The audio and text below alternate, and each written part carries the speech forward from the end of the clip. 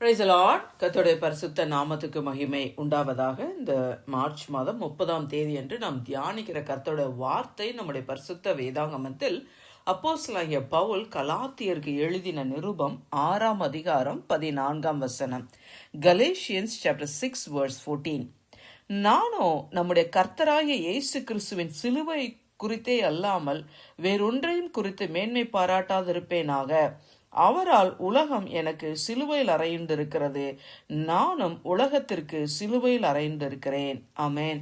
கர்த்தருடைய இந்த நல்ல வசனத்துக்காய் தேவனுக்கு மகிமை உண்டாவதாக.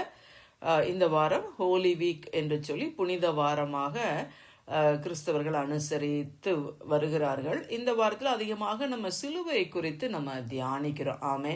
கொரிந்தியருக்கு எழுதின நிருபத்தில் அப்போஸ்தலன் பவுல் சொல்லுவாரு, சிலுவை பற்றிய உபதேசம் கெட்டு போகிறவர்களுக்கு அது பைத்தியமாக இருக்கிறது, ஆனால் ரட்சிக்கப்படுகிற நமக்கோ அது தேவ பலனா இருக்கிறது என்று சொல்லி. ஆமே.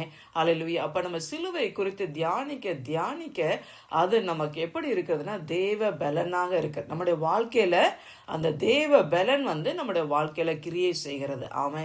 கர்த்தருக்கு மகிமை உண்டாவது. அதனாலதான் அதுக்கு நம்ம ரொம்ப ஒரு முக்கியத்துவம் கொடுத்து அதிகமாக நம்ம அதை குறித்து இந்த வாரத்துல நம்ம தியானிக்கிறோம். ஆமே.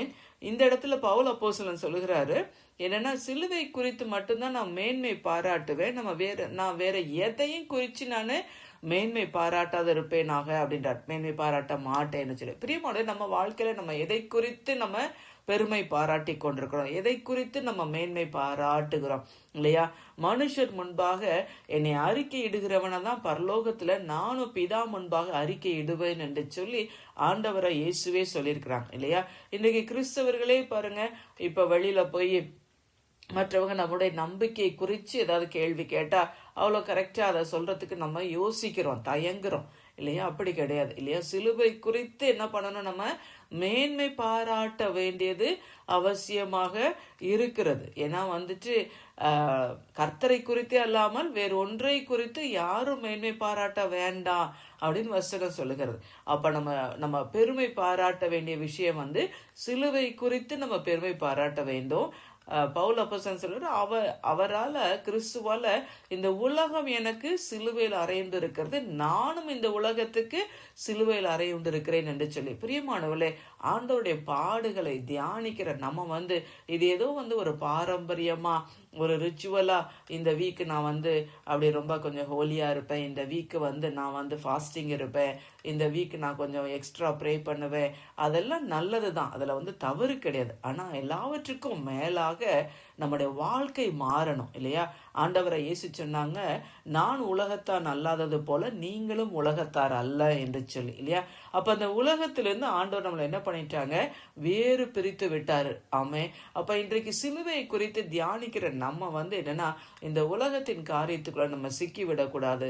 பவுல் அப்போஸ்தலனை போல பவுல் சொல்றாரு, இந்த உலகமே எனக்கு சிலுவையில் அறைய உண்டு இருக்கிறது, நானும் சிலுவையில் அறைய உண்டு இருக்கிறேன்.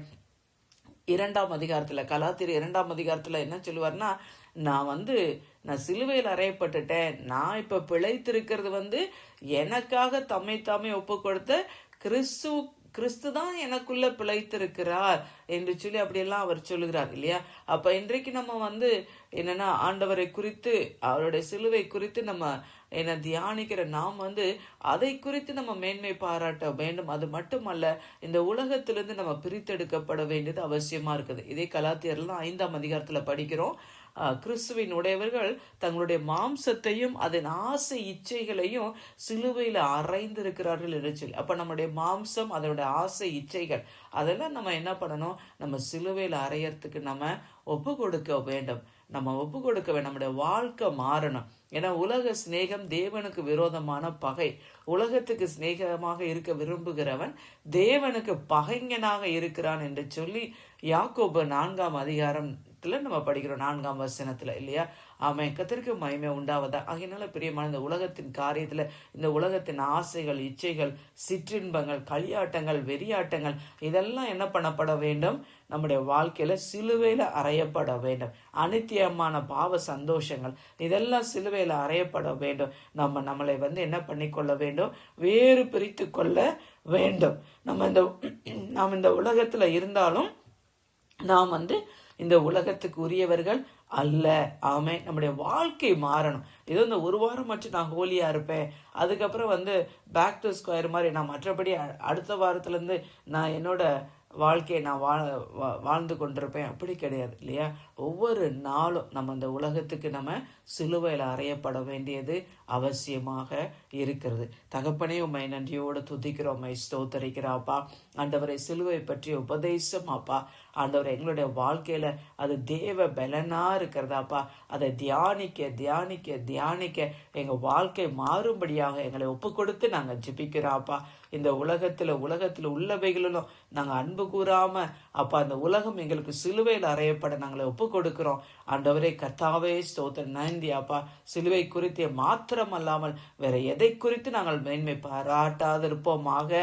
ஆண்டவரை கர்த்தாவே ஸ்தோத்திரம். நன்றி ஆண்டவரே.